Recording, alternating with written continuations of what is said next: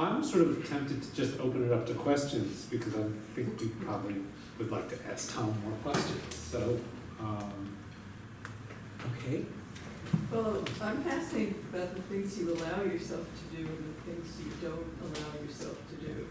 And I was really interested to hear you say about Christopher Hitchens. It never crossed my mind for a second that he wasn't at Reykjavik and that he hadn't written something for Vanity Fair about Pamela Harriman. So your husband is stunning. but where does it end? Where does it end?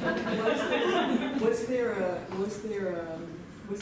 it a telegram in the book from Nixon? Nixon kept trying to instruct Reagan. Nixon saves the world. Yes, with his facts, he says completely false, completely made up. Yeah, and no such facts. Although Nixon was, like Mrs. Thatcher, Nixon was fiercely against what Reagan almost did at Reykjavik, which was essentially abolish nuclear weapons with Gorbachev. I mean, they came very close to doing it.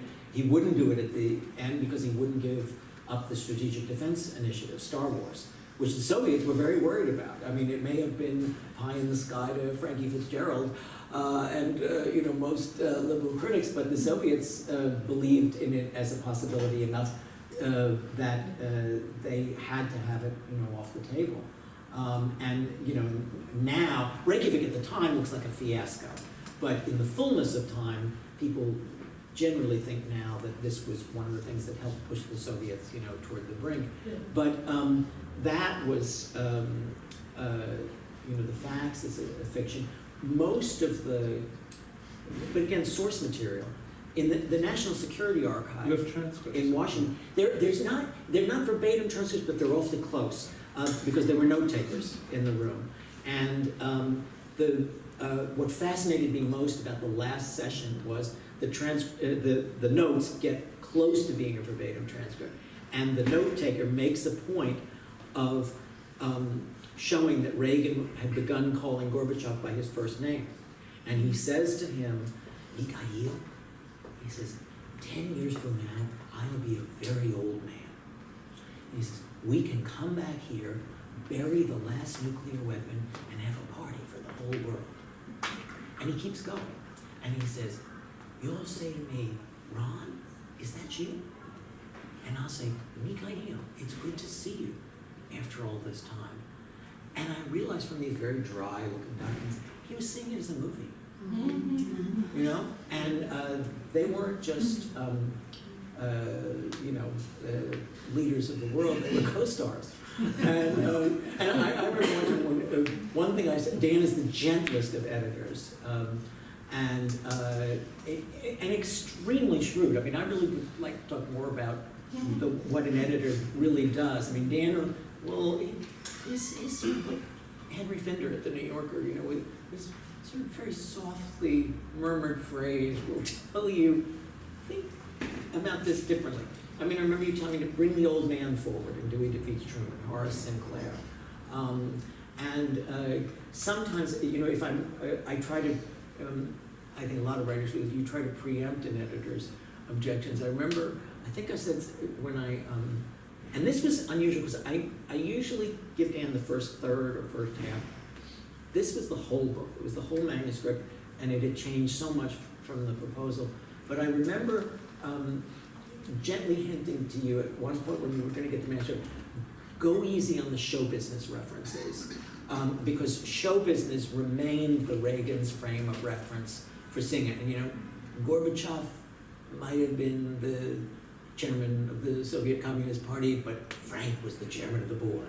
And that counted for something with Ron and Nancy. And I think if you took that away, I mean, one of the things that was very eerie about Reagan, after he had been in politics for many, many years, when people would come into the Oval Office, he never told political war stories, never told whole campaign stories the way politicians tell them, to one another. He always told showbiz stories. He always went back to the Hollywood of the 30s and 40s. So you make brilliant use of Merv Griffin in the book. Merv, yes. Merv. One of you said that Merv was his favorite character. And Nancy Reagan probably spent more time on the telephone the only inhabitant who spent more time glued to the receiver than she did in the White House would have been Lyndon Johnson, who was never off the phone. And Nancy was never off the phone either. And Merv was one of her pals, and she, I don't think, people think of Nancy Reagan as this Marie Antoinette figure, power hungry, whatever. I don't think she had a relaxed moment in the White House. I think in the book, I think the portrait of her in the book is sympathetic. It's harsh in some respects, but it's sympathetic in the sense that the woman was a raw nerve for the whole 8 years and really missed California. Really wanted to be with, her wealthy lunch buddies back in Bel Air or Beverly Hills. Hi. Hi. My question is for you is this. What spurred President Ronald Reagan to run for presidency? I'm just curious.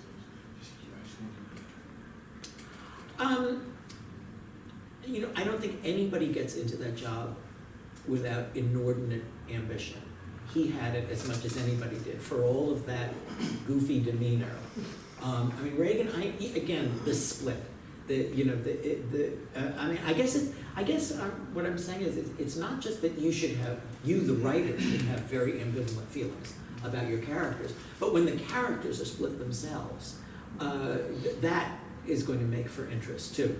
Who would really care about Nixon being a cardboard villain? And Reagan at moments seemed to me extremely profound, almost mystical. At other moments, he seems colossally silly to me. I don't believe in the reverence and the Rushmoreization of Reagan that's going on among Was it someone who conservatives. drove him to want to be president? Was it something, as an adolescent, you may be inspired, like, say, William Clinton, Yeah. and Kennedy. Right. So was it something like from your research? Was it something that spurred him? I think it came to him late. I Is think it too easy to say it's his greatest role? Well, the subtitle of probably the best biography of Reagan is Lou Cannon's book, President Reagan: The Role of Lifetime. And they asked Reagan at one point, can an actor really be president? He said, I don't see how anybody who wasn't an actor could do this. But I think he was, and one of the things that I liked about Ronald Reagan, and I liked Ronald Reagan much more than most of my liberal friends, which is most of my friends. He was a conviction politician. He was not a consensus politician. He did know how to compromise, and Democrats love to say that about him, today. But the fact is, he went into office with bedrock convictions. He wanted to accomplish a few things, whether you liked him or not. And there were many things I did not like about Ronald Reagan. I spent the 1980s, again, ambivalence. I was constantly defending Reagan to friends at Vassar and friends in New York. And it was his foreign policy that appealed to me. When they asked Reagan his view of the Cold War, he said, we win, they lose. I thought, thank God, after 4 of those years of Jimmy Carter, which I didn't think I would survive. At the same time, all through those years in New York, I was burying a lot of my friends, waiting for a kind word from the President of the United States, waiting for him to say the nasty word, and was terribly let down. I've never been a social issues Republican. So there are many things about Reagan. It was a big presidency. It was consequential, whether you liked it or not. It's not like a negative question. It was just something I'm just No, curious. I know that, yeah. But I think he had convictions. It's like his friend Mrs. Thatcher, who he was in awe of, like a schoolboy.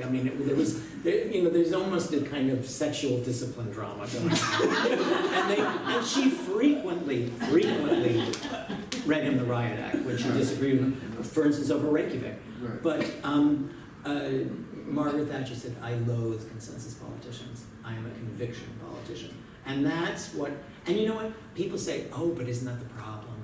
We're at one another's throats, everything is red state, blue state, whatever. No, I don't think so. I think our politicians, as shrill as they may be, they're absolutely synthetic today. I think that they are, I think it's a terrible time for politics because most politicians are so inauthentic. I mean, Reagan, he was a little bit like Holly Golightly, you know? As O.J. Berman famously says about her, well, she's a phony, but she's a real phony. And it's actually a very shrewd observation about her, and I think I'm looking for a real phony to be president again. I think we could use it. Yeah, you're the man in charge. Just curious for your experience with interacting with and the reactions from the real life protagonists that you've written about in your books, because I suppose one of the benefits of writing these books is some of these folks are still around. And I suppose it's also a hazard for you too, in some respect. Most of them, and this is going to be a problem since the book that Dan is now overseeing is supposed to be set during the George W. Bush years, and everybody's still alive. And that's going to be really complicated in terms of people I actually knew in Washington and even worked with in some cases when I was briefly in the government. But most of them are the people that I actually knew. I mean, I knew Christopher, I knew Howard Hunt. People who are around, I mean, I was told, I don't know him, but Pat Buchanan, who is a minor character in both of the books, he liked Watergate. I don't know, you know, even he was described as Buchanan's whinnying laugh.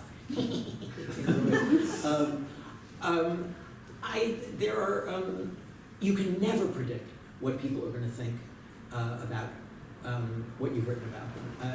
Invariably, when you think you've written a Valentine about somebody, that's when you, and this of course obtains even more with nonfiction, that's when you get the letter, I was so disappointed to read blah, blah, blah. And then the person that you think you really skewered gets a kick out of it, you know. So, there haven't been that many who were, I mean, you know, people of cosmic levels of fame, like presidents and first ladies, you don't even think about and worry about. The more minor ones, there haven't been that many where I've heard from them directly. Has the reaction to, for example, Finale been something they've recognized in what you've written? I think so. I mean, you go by the mail you get, and you know, people find me first at my moribund website, and you know, they don't sign emails half the time, so you respond, dear, you know, dear, you know, allegro@hotmail.com. Thank you for your letter.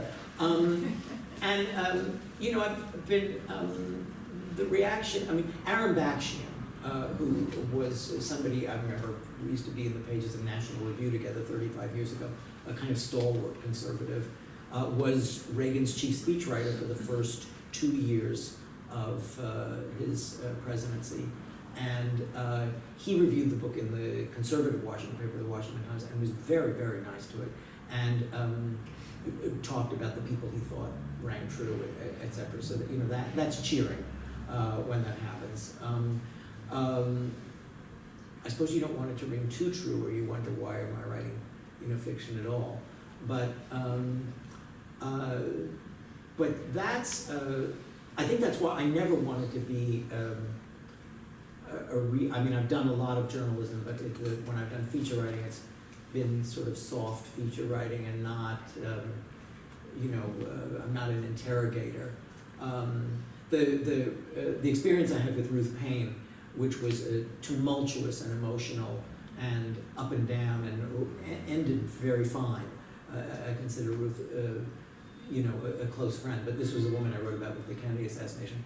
I mean, I was asking her to relive the absolute worst thing in her life, something that nearly, you know, destroyed her. And it was too much for me. It was too much for me, too much for her. I look back on the book, and I think I'm glad I wrote it.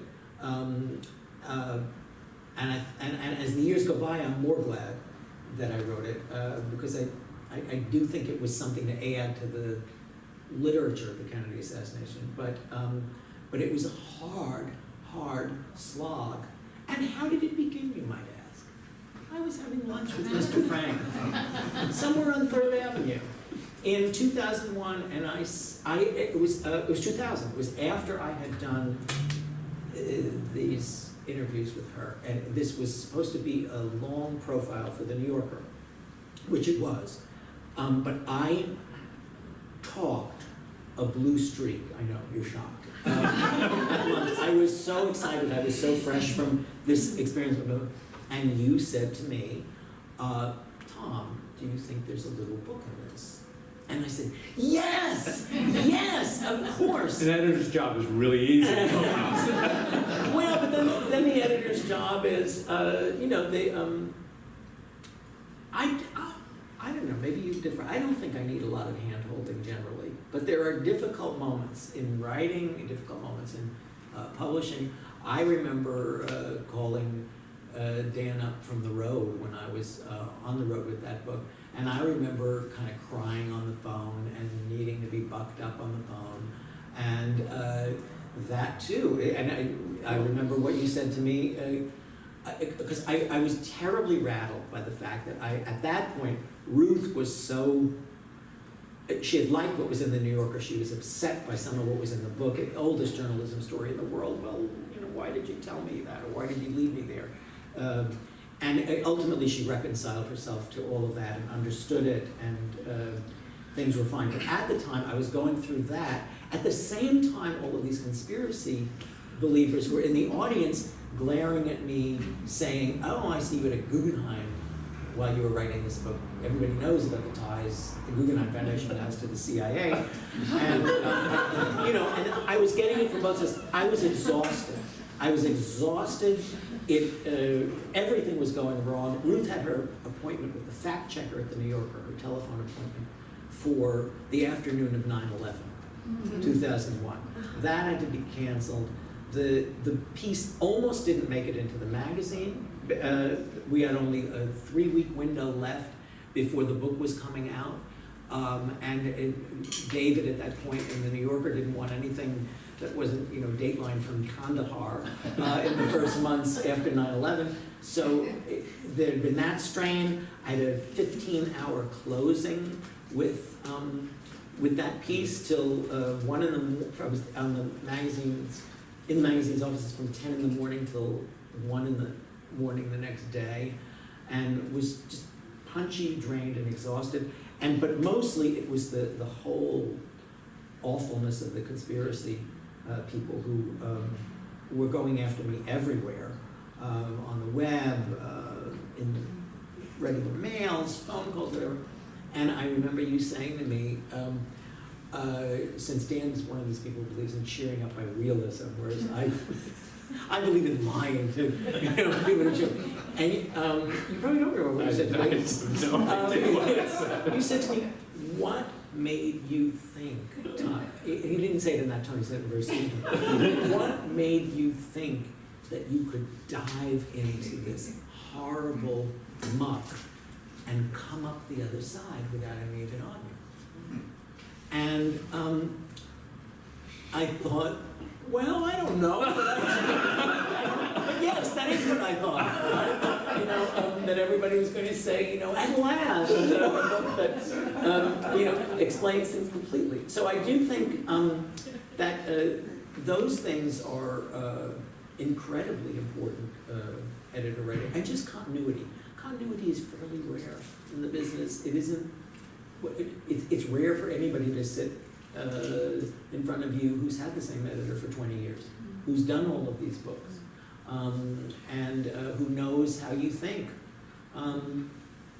Knows how you think in big ways, whereas if you have continuity with a copy editor, they know how you think in small ways. I mean, there was I do have this guy, Ed Cohen, he's a freelancer who's been wonderful with these recent books, but the last in-house copy editor I ever seen was a fellow at Houghton Mifflin named Larry Cooper. And Houghton Mifflin was where I had spent the 15 years before the 20 years with Dan. And Larry Cooper had copy edited all my books at Houghton Mifflin, and he had said to me one time, he says, do you know that you never mention anybody, in fiction or nonfiction, you never mention anybody's hair color unless it's red?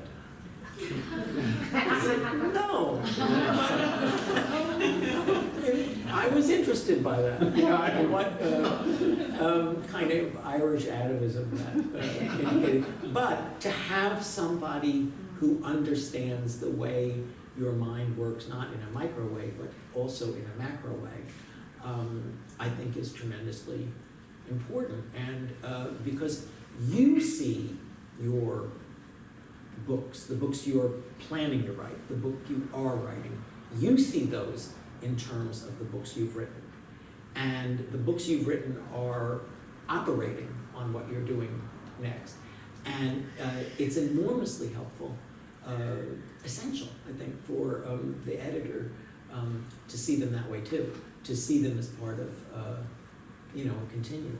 And my writing life has been, because of that, has been very luxurious, very luxurious.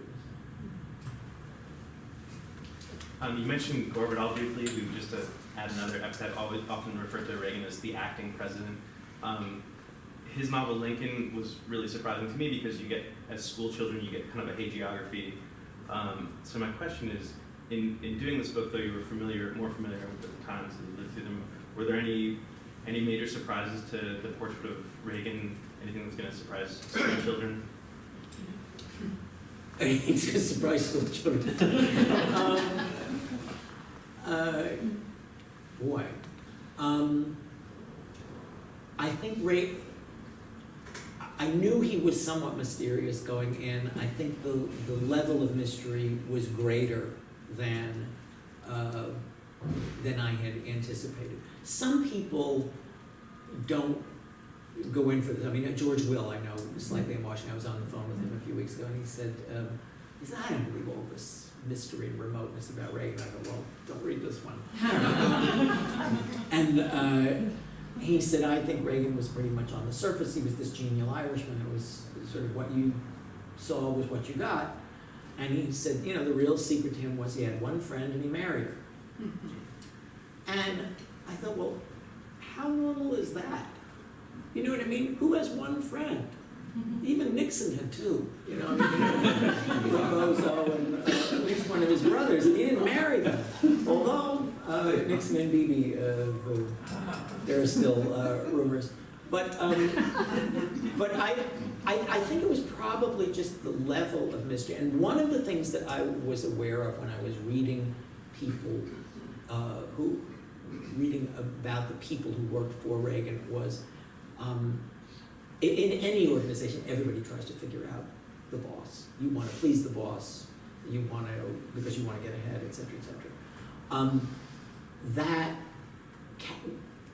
That went on with such intensity in the Reagan White House because he was a mystery to the people who were working for him. Even Nancy says there were places in him that she just never could go. And so I think they were so trying to figure him out that it gave a very odd energy to the place. But I think his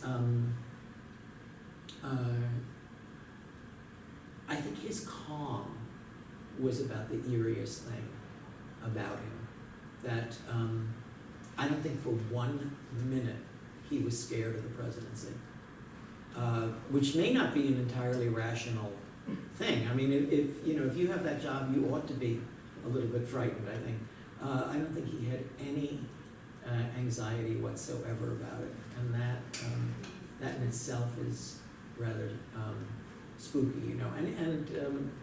And that stood him in very good stead because he could disarm people, even at moments when things were really going very badly. I mean, 1986, 87 is a terrible period in the White House, and Reagan is really facing the threat of impeachment, but he could always get out of it, sometimes with just an apology. I mean, remember the invasion of Grenada, he had not been awakened when it was going on, and this was fairly early on, you know. Well, why wasn't he? I'm sorry, it was not Grenada. It was Libyan attack. what caused us then to bomb Libya. He was not awakened for this, and this was considered, is he too old, is he past it, whatever. And he had to deal with it finally, and he said, well, that it's not going to happen again. I have told them if something like this happens again, whatever the circumstances are, to wake me, even if I'm in a meeting.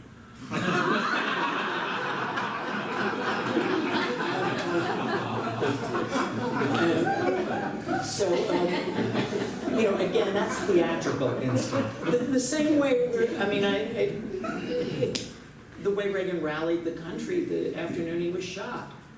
I remember that was the only time I ever went off on a student.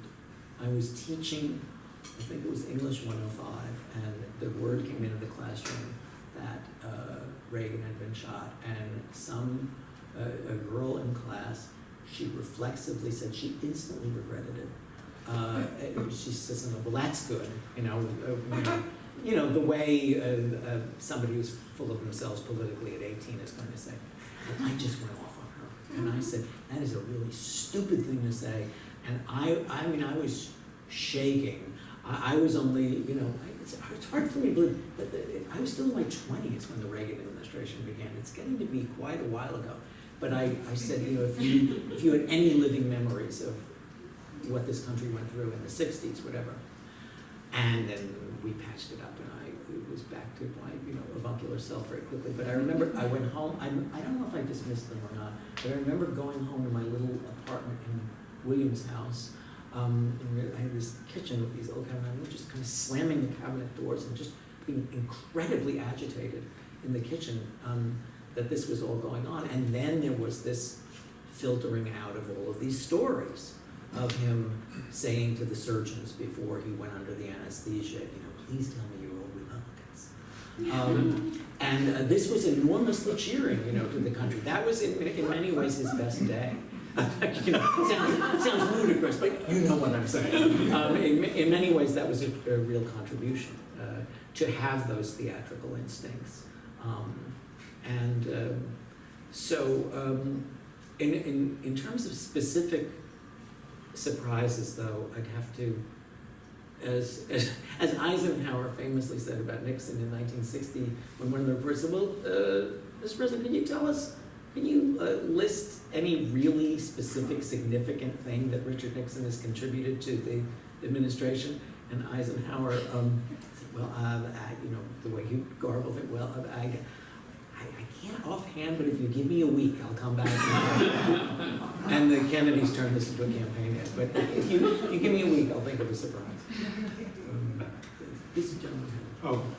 Just a quick question. You mentioned Gore Vidal, and historical fiction includes everybody from Howard Fast to Elroy. What do you think of Elroy's books about the 60s? Elroy is he's part of the Knopf family. He's one of Sonny's authors.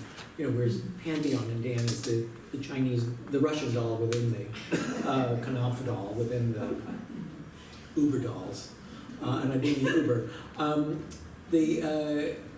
Elroy. I've known Elroy for 25 years. He was at GQ writing features. A lot of the pieces that went into My Mother's Killer and books like that. He actually shows up in Bandbox as a crime writer named Max Stanwyck. I don't think he's ever realized this. But Elroy's kind of a mad pal. I like Elroy's work enormously. It could not be more different from him. He was a great champion of Watergate. We've done a number of dog and pony shows like this over a few of them, and we're supposed to do another one in California next month. I think what's fantastic about James is a real artist. James is all in. There's very little life that he wants to have besides the life that he's putting into his books.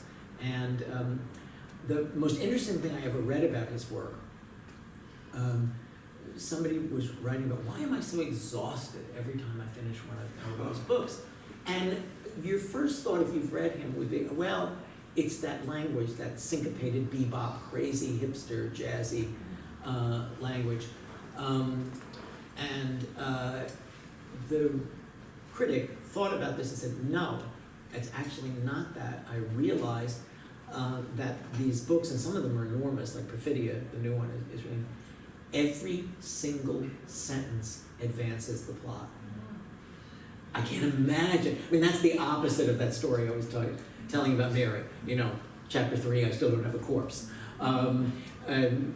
If you're an essayist who writes novels, you're not going to have that kind of propulsion and that exhaustion. I think James is touched with genius, really. And James is way out there politically. I mean, James is far out there politically. I mean, you know, we did something. No, you're not going to say that. No. And that in itself, I think, makes him very interesting, because I do think there's too much homogeneity among writers, politically and otherwise. When somebody asked me this the other day, you lose track of all the things that you've said on book tour. And then they come back at you on the web forever. But somebody asked me, you know, is the problem that writers, novelists in particular, that they all start out the same, and that their experience is too homogenized, and is that why they all have the same basic political outlook, this, that, and I said I didn't think that was true, but I thought that the problem was that they all wound up the same.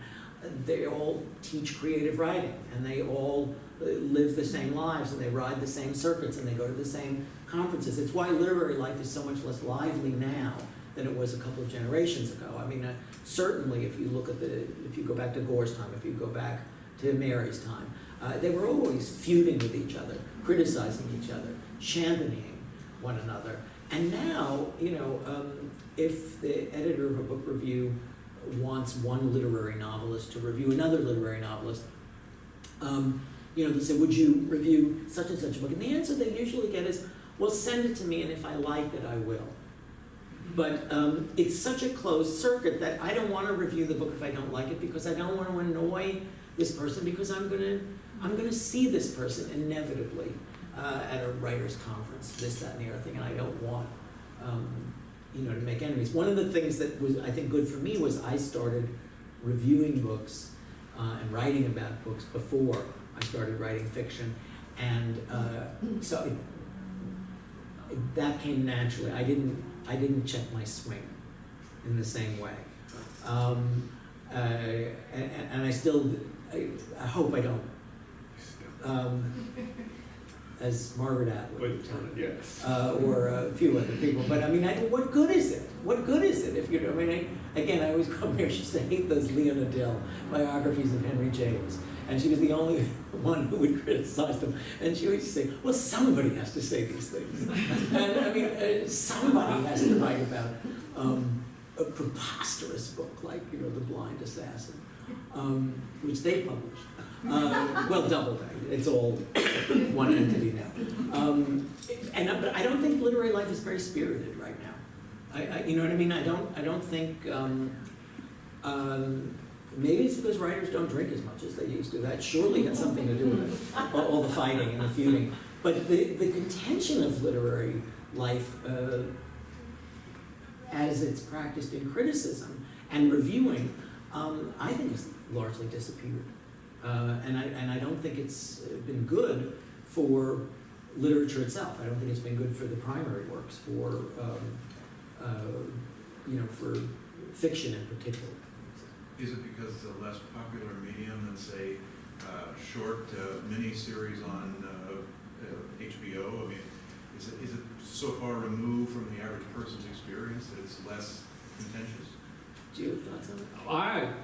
I actually think it's because of the proliferation. I mean, these are, a lot of them are already established and wonderful programs, but the proliferation of MFA creative writing programs, that you've got thousands of young students who are very skilled at the craft of writing, thinking they have something to say, and you have, I forget what the last count of writing programs in this country was around 1,200, and if you have 8 or 10 students coming out of those programs a year, there is a flood of so-called literary fiction written by people in their 20s who have well-crafted novels and have written well, and there's a sort of hierarchy that you know from writers' conferences where they're going to be endorsed by their teachers who may be published writers, and the teachers will call up their editor or call up their agent saying, you know, take on this student of mine, I think there's real promise here.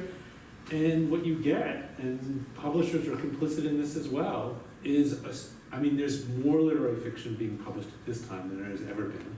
Yes, there are distinguished books, and yes, there are books that deserve that, but there's also a lot that may not deserve it. And I think and you're right, it sort of becomes this sort of very insular world, because you do have these, at the same time that you have that proliferation going on, you also have this tremendous growth in the other media. You have television, you have online stuff, and so that a lot of the best writing that's being done is being done for television series, no doubt about it, and Historical fiction, one of them. yeah, being one of them, right, yes. And so that, I think, you know, people would always sort of wonder about the future of books because of radio, television, computers, but I think it has reached a point now where you have so much competition for people's time. I mean, I have colleagues, my colleagues and me, we'll be talking at the water fountain or the coffee bar, and we'll be talking about what we watched on television the night before and the latest series, and that's what we're doing instead of reading books. And so I think the pressure on the time that people allot to reading has changed. Yeah. I don't know. Well, I think when you, I've done less of it than most of my generation of novels, but I've done my share of it, certainly teaching creative writing.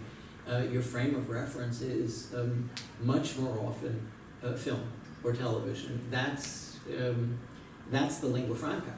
And you really can't count on people to, have read as much. And again, I would say the same thing. And some of it is excellent. I don't think I have had an experience of historical fiction in the last 20 years that would equal I'm talking aesthetic experience, that would equal the experience of watching Deadwood. I think Deadwood was the greatest television drama in all history. It was fantastically inventive, atmospheric. You would watch it, you would want to do nothing else, and you would spend the whole next day walking around thinking about it. But I do think that the notion of, certainly the notion of the great American novel, the novel that is going to capture the culture or change the culture, that's going to put the writer on the cover of Time magazine. Cover of Time magazine isn't what it used to be either. Do you know who's on the cover of Time this year? This week, I have no idea. So I think that there's less centrality to the novel than there used to be. It's less centrally important to the culture, but there are still interesting things to be done with it. And there are still times when fiction will get you closer to the truth than the facts will. We have time for one more question. Does anyone have a really great one? Well, gentlemen, I said that. What do you think about Obama? This is the first stop on Wiki where I'm going to ask about Donald Trump. Are you going to write a novel about Trump? How? It is a novel. The cast is huge. It's great. The numbers are fantastic. What do I think about Obama? I don't see him as a subject for me. Last few days, I must say, I've been wondering, imagine what Nixon would be thinking of Obama after getting the Russians out of the Middle East 40 years ago, and now having them back, holding hands with Iran. I don't know. As a person, I deal with characters, whatever. Obama, it wouldn't be for me. He will make very good material for some novelist. Talk about mystery, cool, controlled. I don't think Obama's heartbeat has risen above Reagan's in the time. Totally different people. Much more cerebral, much more introspective. but I couldn't possibly crack him, but would be very interesting material for a novelist. But, you know, people said, do you only do Republicans? But one reason I would skip over Bill Clinton. Bill Clinton, we talked about this one, holds no interest for me as a novelist because I think Bill Clinton he is a complicated man. He is a complex man. As we always said, he's compartmentalized, whatever. But I don't think he's mysterious in the least. I think you look at all the compartments, it's like looking at a doll's house. It's very obvious. You know what I mean? And so in that sense, I don't think there would be much to crack. Bush the Younger is an odder character, I hope, now that I'm sort of embarked on that. But somebody will do something interesting with Obama. I mean, there have been interesting nonfiction books about Obama already.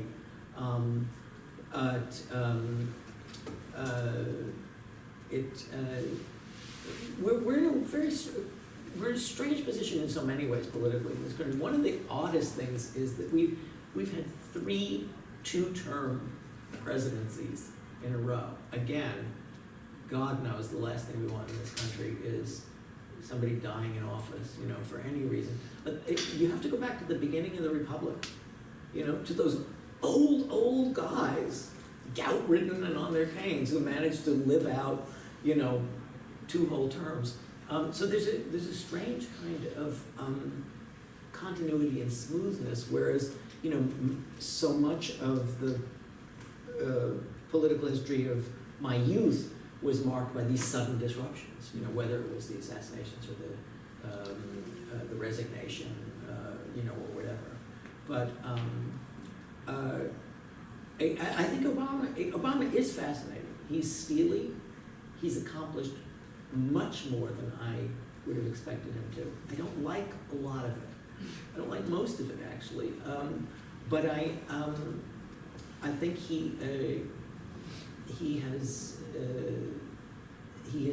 used the presidency.